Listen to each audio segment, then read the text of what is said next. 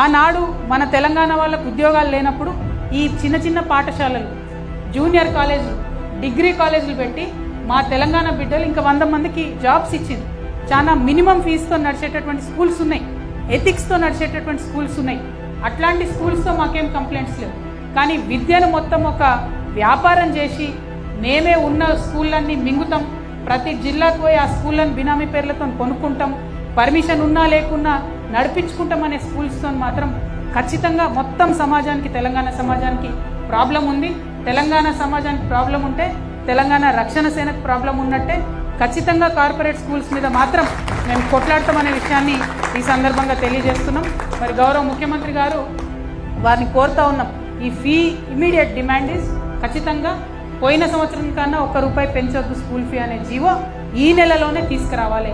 ఇప్పుడు ఇక్కడ అన్ని రంగుల జెండాల వాళ్ళం ఉన్నాం, పీడిఎస్సీ ఉంది, ఎస్ఎఫ్ఐ ఉంది, ఇంకా అనేక మంది ఉన్నారు. వారందరినీ కూడా నేను కోరుతున్నాను, దీనికోసం కలిసికట్టుగా కొట్లాడదాం.